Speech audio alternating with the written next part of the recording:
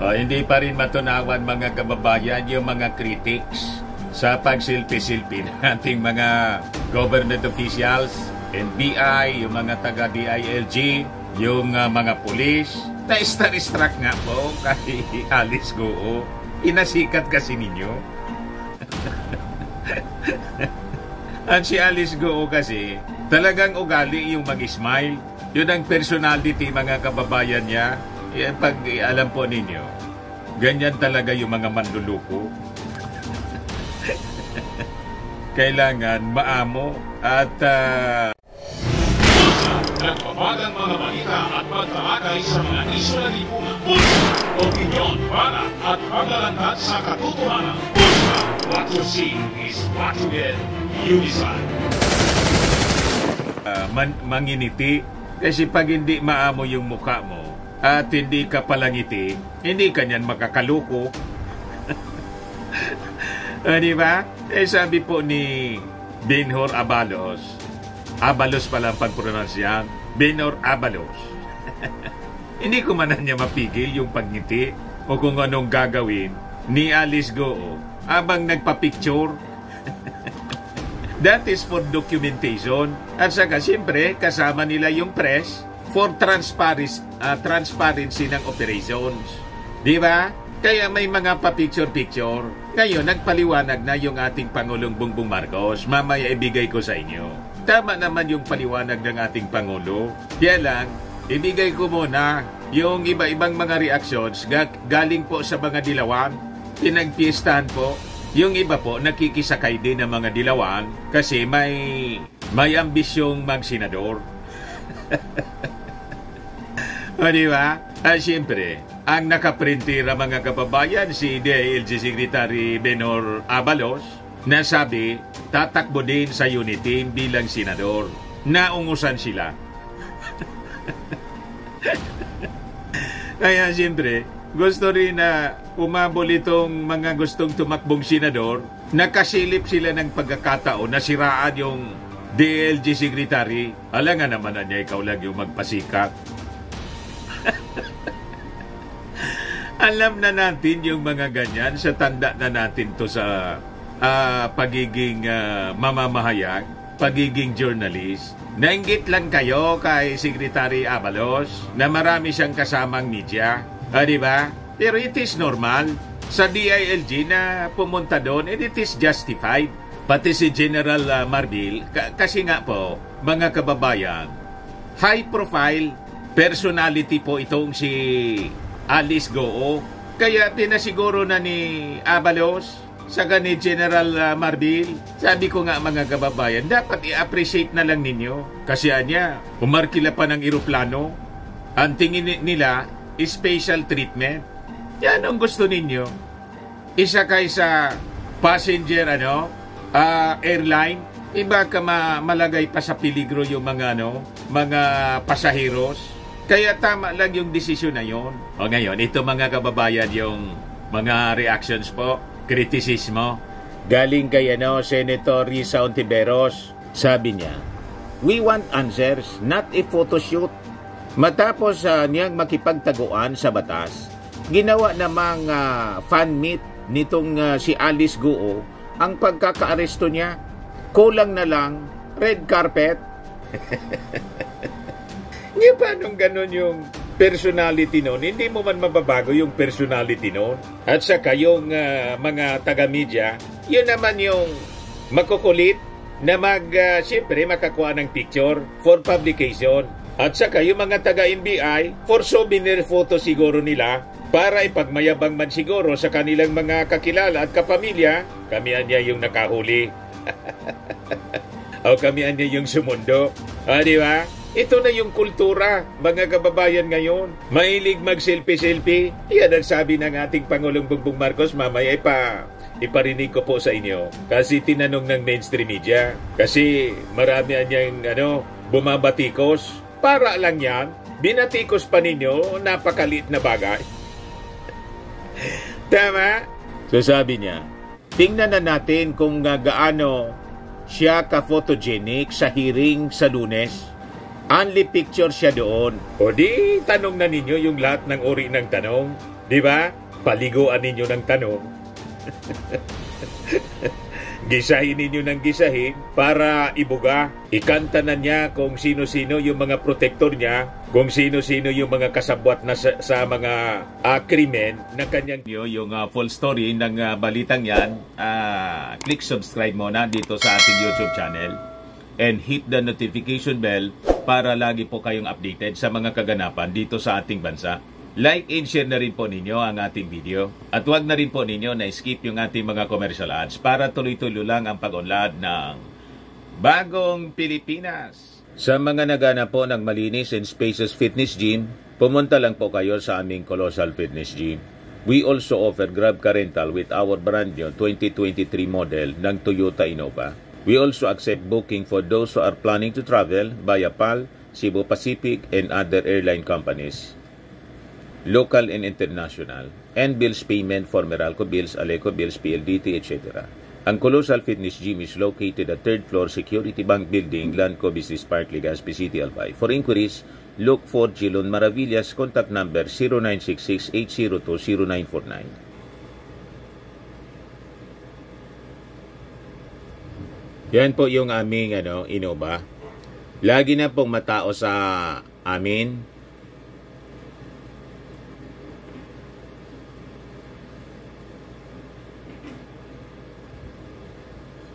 Yan po mga bagong clients namin. Napakaganda at colorful at napakalinis ng aming gym po. Pati mga foreigners po pumupunta sa amin. Mga British tourist po sila dito sa Legazpi. Na-set up na rin po yung aming mga brand new gym equipment.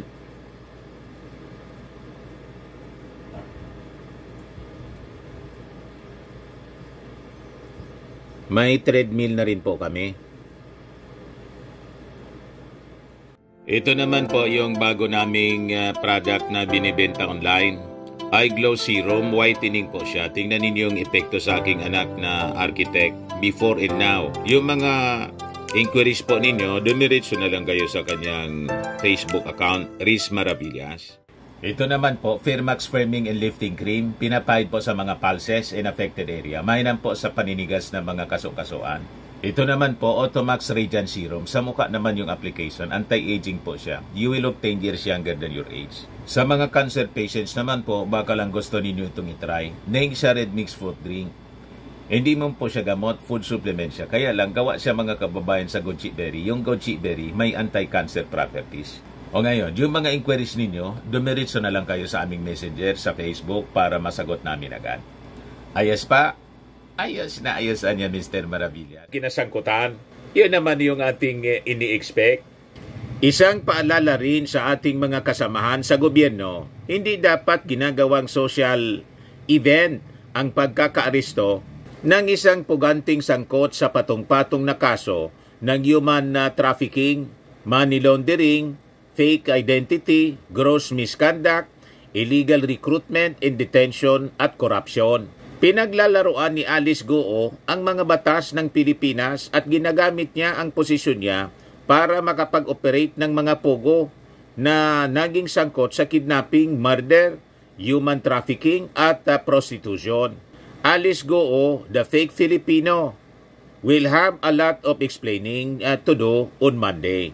Pagbabayaran niya ang pagsisinungaling niya, ang pagtatago, pagtakas at ang panluloko sa sambayanang Pilipino. O di, doon nga lang po kayo bumawi, Senator Risa Hontiveros. O di ba?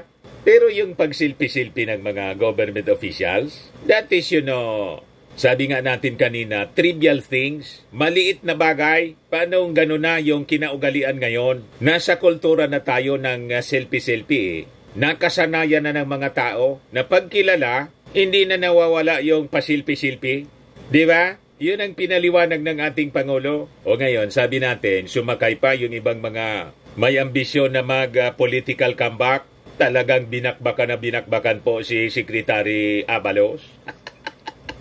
Ayan mo si Laila de Lima. Reaction niya dito po. Our law enforcers should show more sense than to be seen fraternizing with arrested fugitives from justice. If they cannot stop being starstruck by Alice Goo, maybe they can apply to become part of her personal entourage. They have shown as much in their videos and selfies. Remember, always be mindful and professional in performing your functions. Ay, Laila, Dilima, nung kayo po,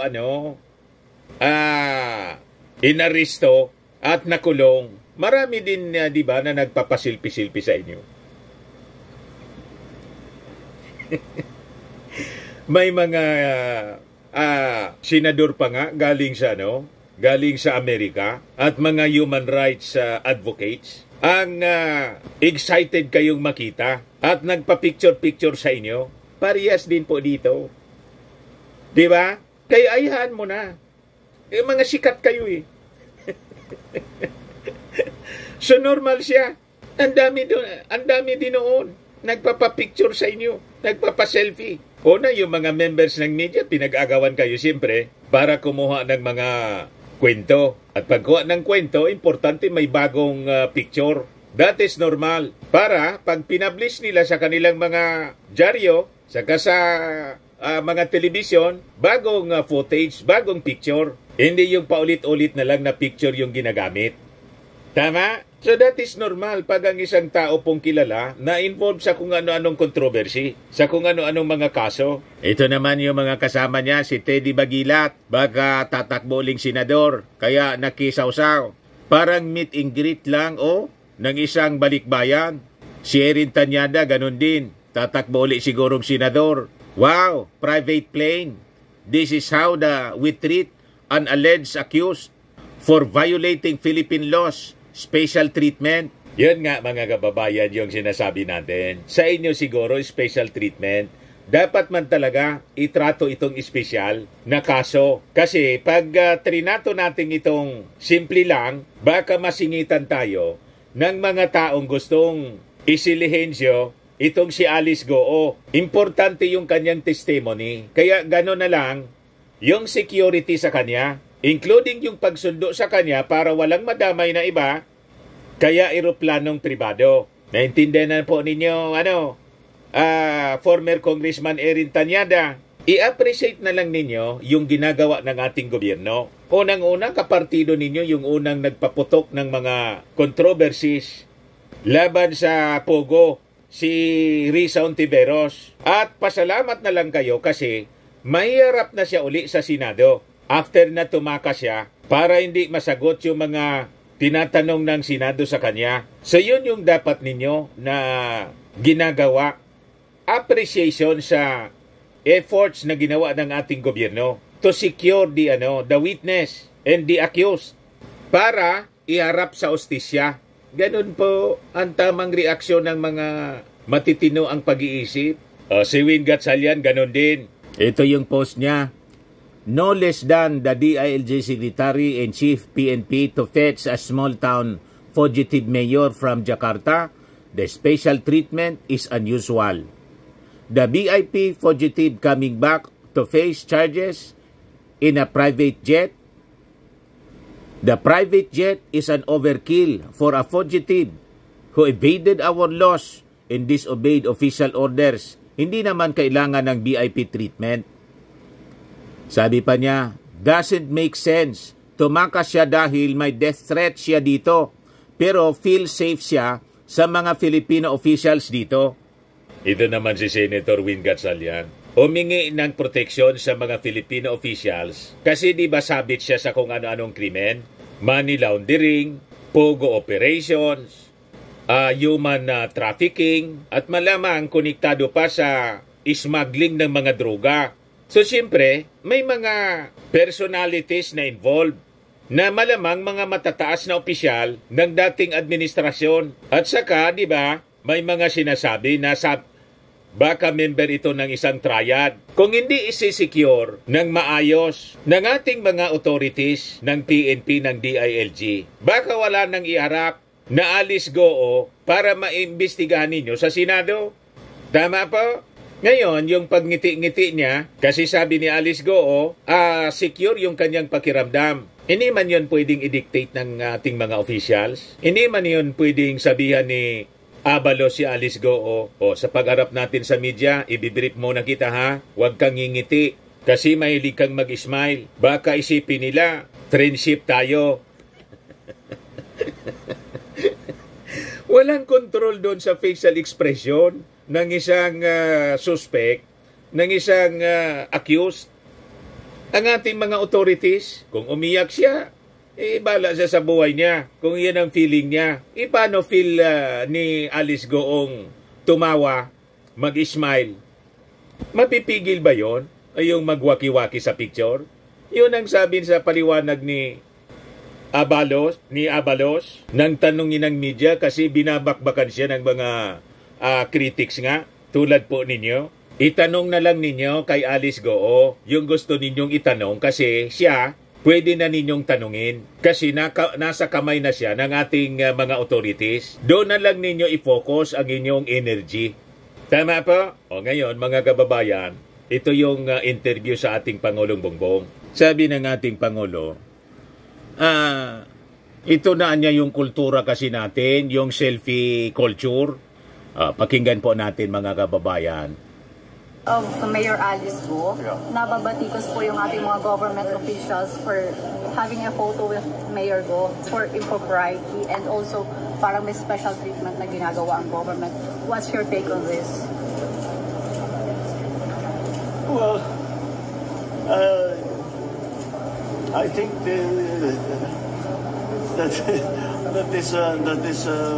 that is part of the new culture now na nagpapakawalagan ng kahit ano. Kasi po-post nila, tignan mo, nakasama ako dito sa team na nag-aresto sa ganyan-ganyan. That's ang tawag natin sa Pilipinas, we are the selfie capital of the world, di ba? Hindi nag-selfie, hindi mo naman pigilan ng tao na ngumiti. So, tama. They just had a selfie. I don't think there's much more to it than that. Magpa-selfie sila. But sir, that's immaterial, nonsense. Custody, what do you want to hear from her? Or what do you expect from her? Nonsense issue?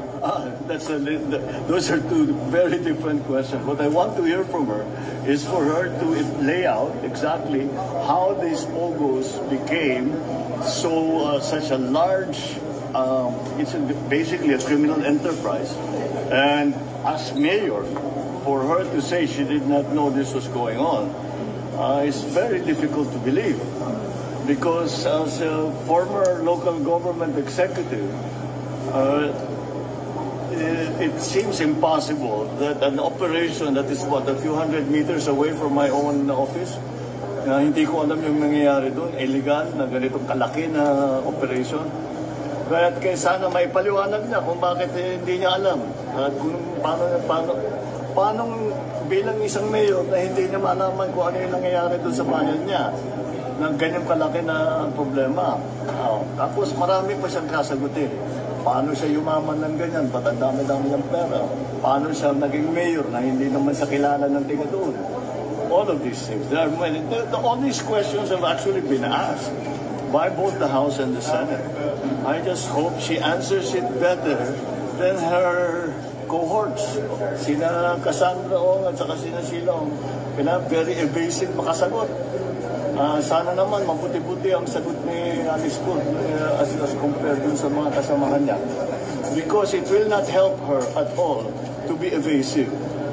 Mas bibigat ang magiging problema niya kung hindi siya magsabi ng totoo. Mr. President, is there a demand from the Indonesian government? Kasi there were reports na swap ng prisoner. Is there such Wala naman nag-swap. Walang swap. No demand at all? No. There is... there was, because lumabas sa isang article sa Indonesia na dapat mag-swap. Pero hindi official yun. So, no. But, well, it was... I can explain to him, hindi naging simple ang pag-uwi ni Alice Goo dito sa Pilipinas. It wasn't simple at all. We were negotiating very intricate, very sensitive and very delicate details for for the last, maybe 48 hours. Kinakausap natin mga kaibigan natin sa Indonesia.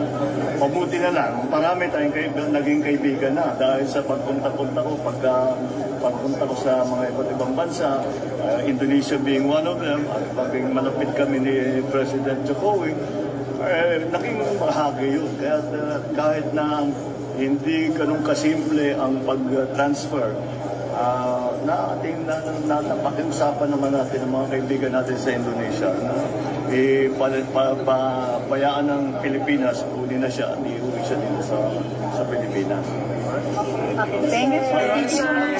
So yan, malinaw na paliwanag ng ating Pangulong Bongbong Marcos. Hindi mo man mapipigil yung pag-ismail-ismail ng tao. At selfie culture tayo. Nagpa-selfie sila, gusto man nila sigurong ipagmalaki na sila yung sumundo. Ganun lang yon. But that is immaterial. Importante, nahuli na si Alice Goo. Sa pagkahuli ni Alice Goo, pwede na ninyong itanong yung gusto ninyong itanong mga senador at mga congressmen. Yung problema ninyo na si Alice Goo hindi na makita, o ngayon nakita na siya, magpasalamat na lang kayo. Tama po? O ngayon, idagdag ko ito mga kababayan na isa pang topic.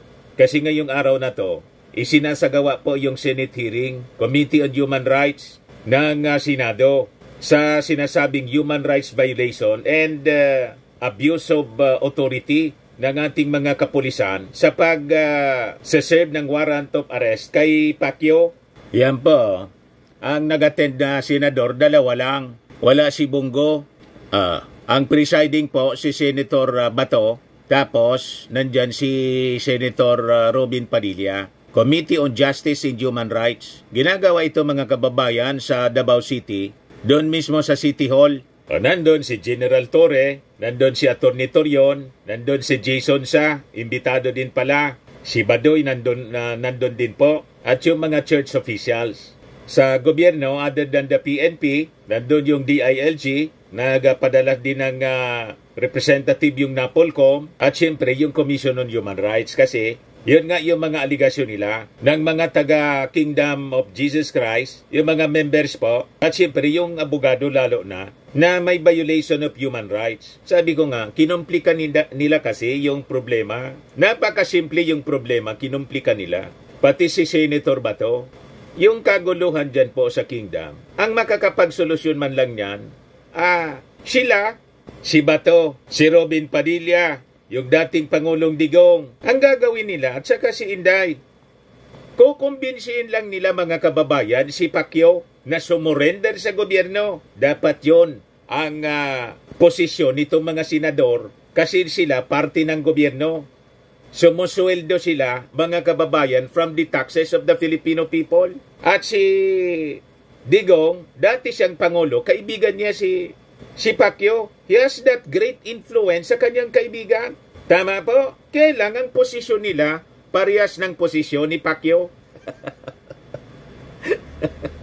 Ito mga opisyal, senador, hindi man of the Republic of the Philippines lumalabas. Senador sila ni Pacquiao at ng mga taga-Kingdom. Tama pa? May order po yung korte. Itong mga complications na to, kaguluhan na nangyayari dyan, tapos na sana to kung ang efforts nila mga kababayan nakatuon doon sa pagpasoko kay Pacquiao. Pinili nila yung ganitong komplikasyon, hindi ito ngayon mga kababayan nagpo-problema sila. Kasi alam naman ng ating mga authorities, ginagamit yung mga members ng Kingdom to shield the pastor. Kasi nga po na brainwash ang mga taong ito. But anyway, pakinggan natin yung opening statement ni Bato at pag-usapan natin. Himayin natin kung tama ba yung mga sinasabi niya. Ayan po, mga kababayan.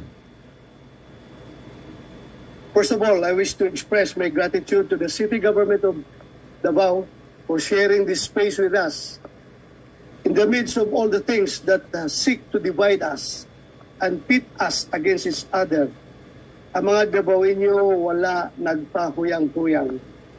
For years now, we have always prided ourselves on being one of, if not, the safest city in the country. Here, where you can leave your cell phone or laptop on tables to reserve your seats at a fast food chain, where huge sums of money or gadgets left inside taxis are returned to their rightful owners. And yes, where the community love and support their PNP. And the PNP love and support the community.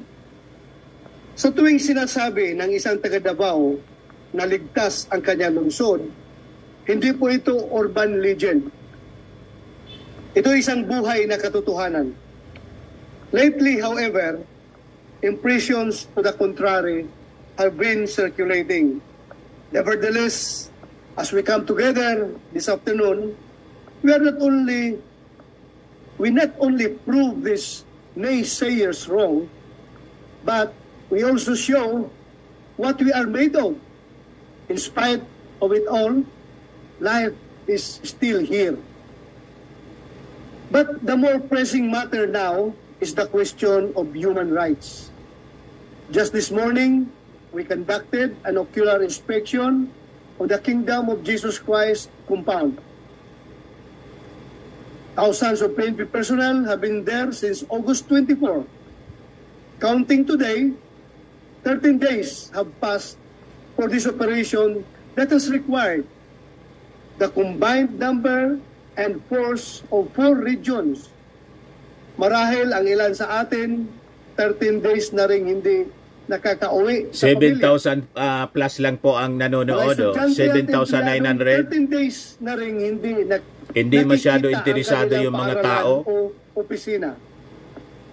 I would not be surprised to find out yung kay Alice Goo, marami yung interesado doon. Find themselves in the same situation. Nagpi-50,000 plus.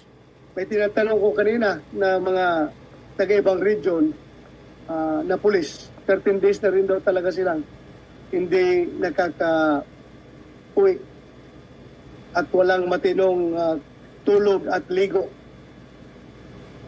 Sa totoo lang, sabi ni Bato, naawa na daw siya sa mga pulis. Walang ligo. Ganon yung natura ng kanilang trabaho. Alam mo yan kasi dati kang pulis hanggang naging PNP chief ka. At bilang pulis sana, tumulong ka sana sa pagkumbinsi kay Pacquiao. Kaya lang iba man yung posisyon mo.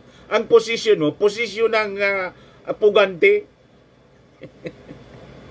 Tama, tumulong ka sana para yung mga dati mong kasama nga pulis, matapos na yung kanilang sakripisyo. 13 days na sila. Dapat yung posisyon ng pulis, yun ang dapat na posisyon mo, Bato. Kasi dati kang pulis at ngayon senador ng Pilipinas. Sumusweldo ka, hindi man kay Pacquiao. Unless may sweldo ka sa kanya na hindi mo pinapaalam sa amin.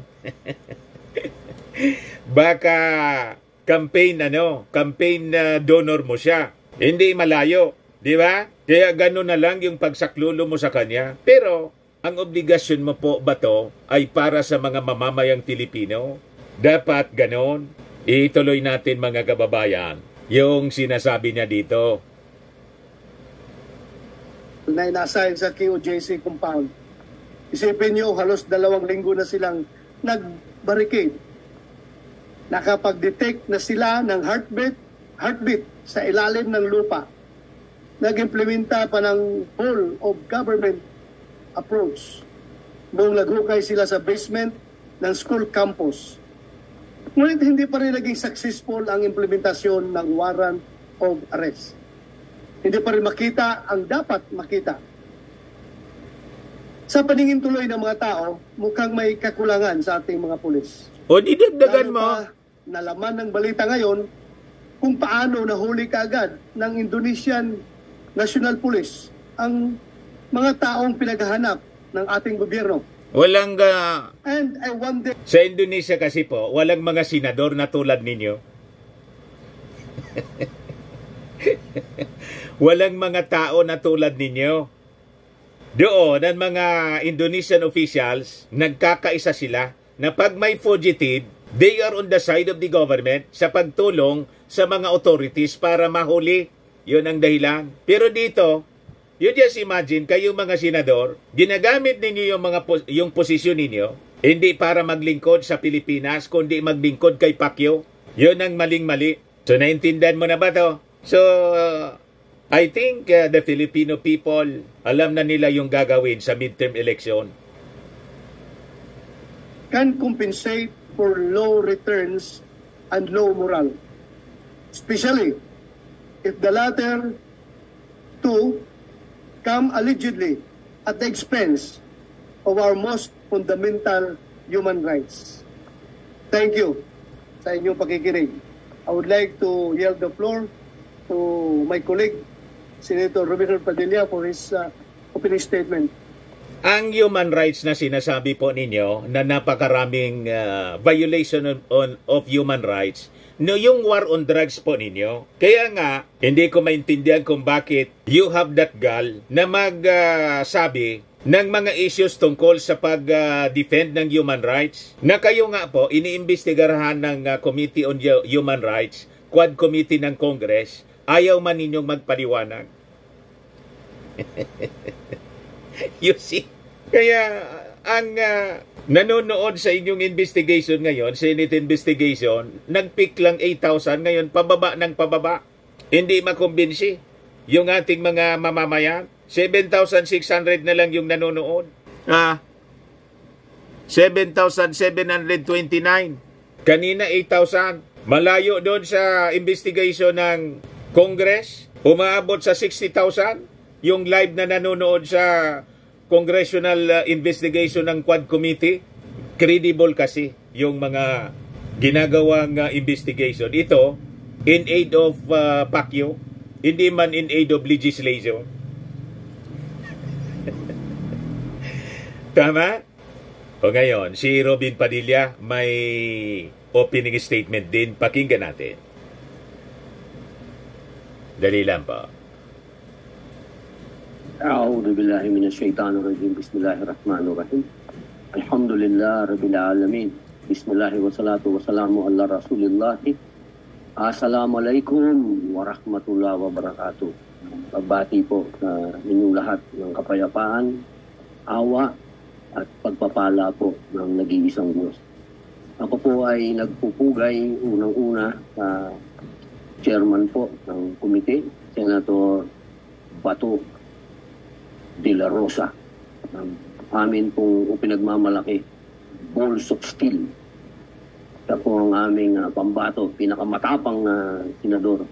Isa pong karangalan ang mapatabi sa kanya sa oras na ito. Binola pa ni pangalawa po, Robin Padilla si Bato, naiyakin nga ng Davao City, Mayor Baste Duterte.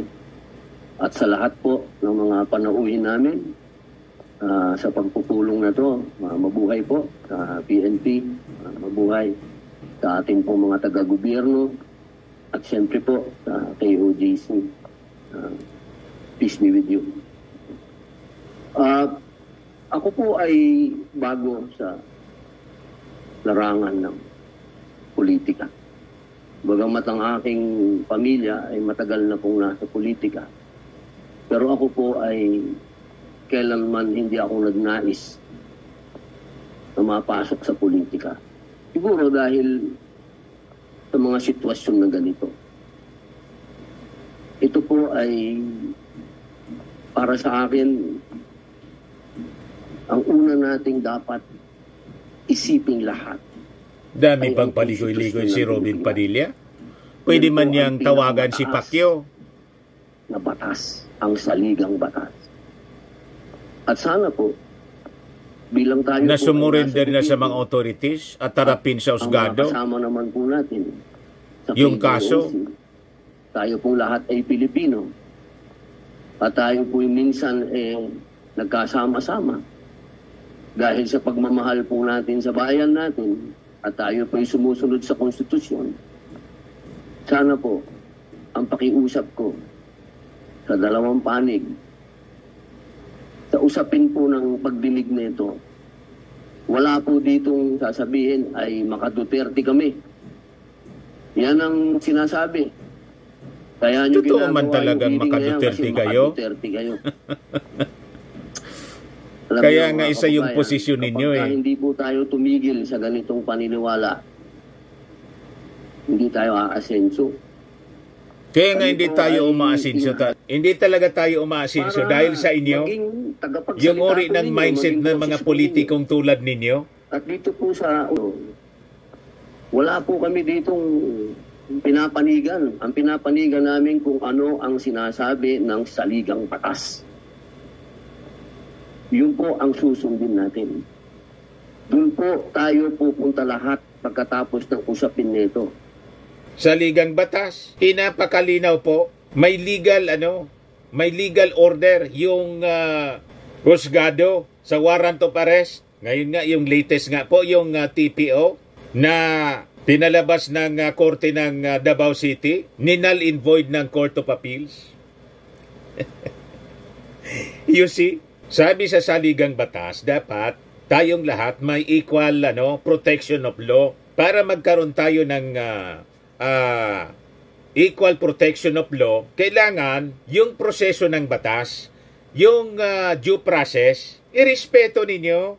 Tama? Iwala kayong pagrespeto mismo sa due process. Ayaw ninyo mag-submit sa due process kung saan may kaso sa husgado, sagutin niya dapat sa husgado. Hindi yung nagtatago. Bali-baliktad po yung sinasabi ninyo. Tapos may abogado man si Pacquiao, sinasagot ni Attorney Torion sa media. Kaya nga po abogado kayo, dapat trial in court. Doon ninyo sagutin para may desisyon ang judge. Kung alin ba yung tama, may titimbangin. Walang titimbangin po Kasi lahat kayo kwento. Kwento kayo ng kwento sa media. That is not the venue, the right venue. Tama po? Ituloy natin. Kahit anong ihampas nyo sa amin dito na batas na ginawa lang namin sa Senado, sa Kongreso, hindi po yan pwedeng manaig sa saligang batas. Kaya mga kababayan, sa usapin nito, sana ang pakiusap po natin sa lahat kung paano po tayo magkakaroon ng katahimikan, kapayapaan. Paano natin ito matatapos nang wala po tayong sinasagasaan na kahit na anong karapatan ng inosente. Simple man lang, huwag nang idamay ni Pacquiao dapat yung mga members niya. Para hindi madamay ang mga members niya, he has to surrender to authorities. Di tapos, uwian na yung ating mga kapulisan. Di doon na lang kayo magpasyal sa detention cell ni Pacquiao. Pwede man kayong mag-request ng special security. Pero siyempre, yung security, dapat yung pinagtitiwalaan ng ating gobyerno, hindi yung tao ninyo. Tama? Baka bantay sa laka yung mangyari. Ganun lang naman yan Ginagawa ninyong komplikado. Yung mga simpleng bagay po, kinumplika ninyo Ituloy natin. Doon po sa mga sinasabi na may nagre-reklamo sa kanila, wala po tayong dyan. Kailangan nilang sagutin ang sinasabi ng batas.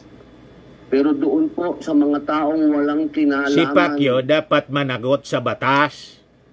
Nililihis ninyo ang kwento Malinaw po ang paghihiwalay ng simbahan at ng Estado. Kanina po, maaaring sasabihin ng karamihan na si Robin Padilla, ex-convict yan.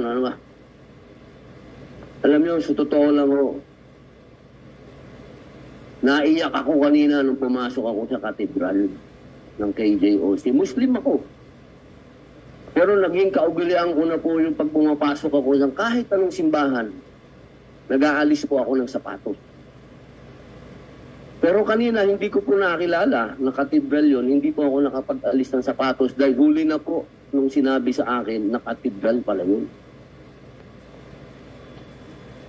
At sa dami po ng tao kanina doon, hindi ko na po alam kung investigasyon ba yun ng Senado o investigasyon ng media.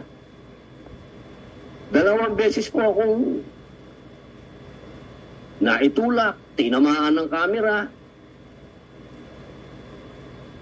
May mga bagay sa Pilipinas, mga kapatid, mga kababayan, hindi naman puro sensationalize natin. May mga bagay na kailangan naming magtrabaho. Paano po tayo magtatrabaho kung hindi kami makalapit doon sa gusto nyong...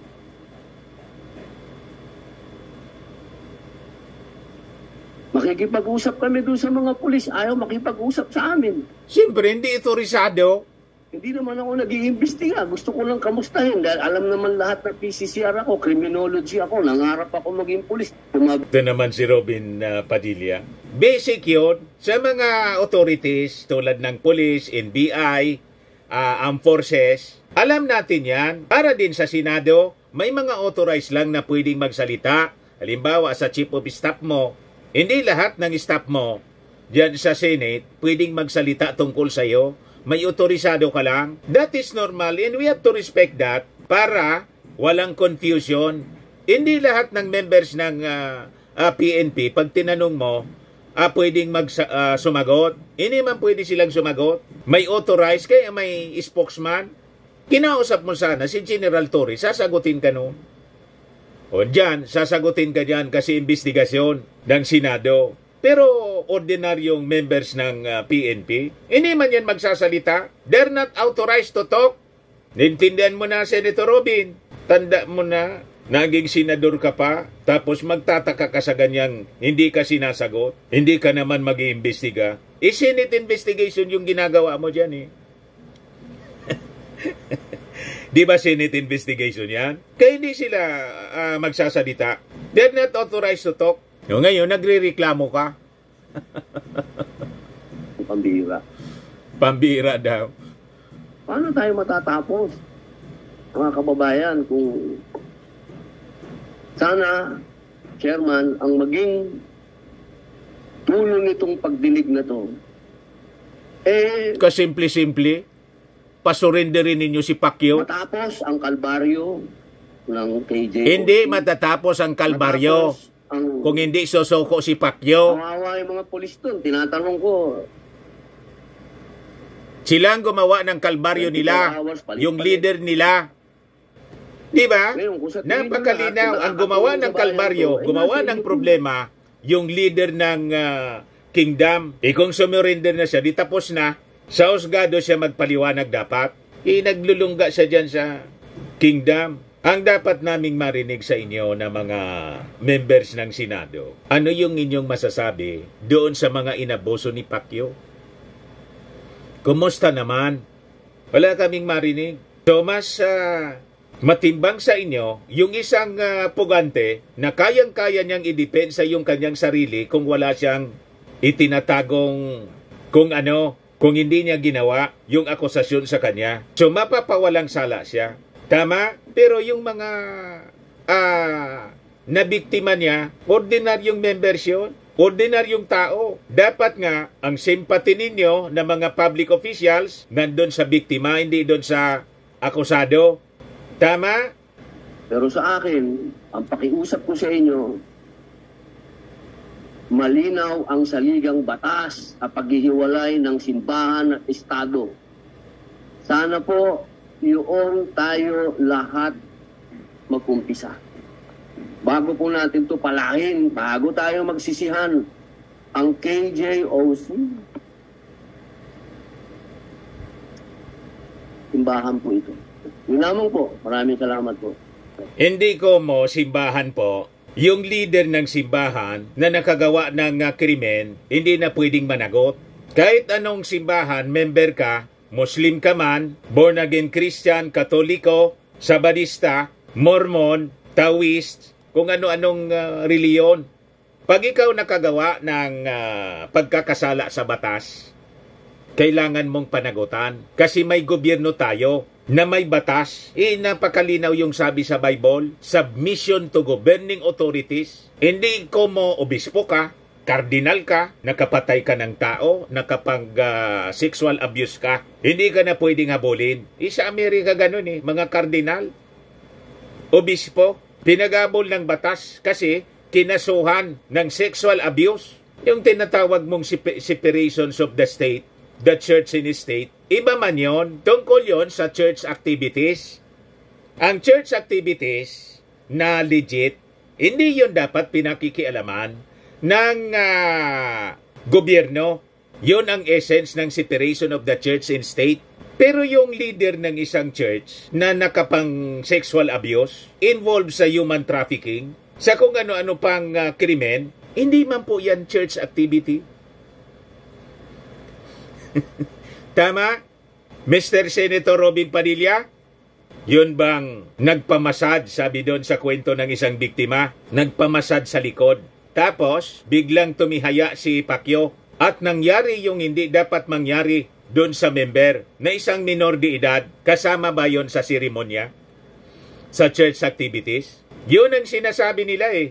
Kasama daw sa sakripisyo yon, paglilinis ng kaluluwa.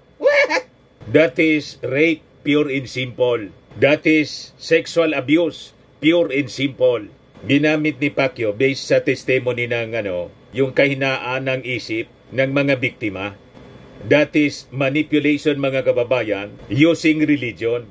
Yun ang dapat niyang panagutan. At yung ating gobyerno may mandato na habulin po ang ganitong mga uri ng tao na nakagawa ng karumal-dumal na krimen. Tama po, mga kababayan.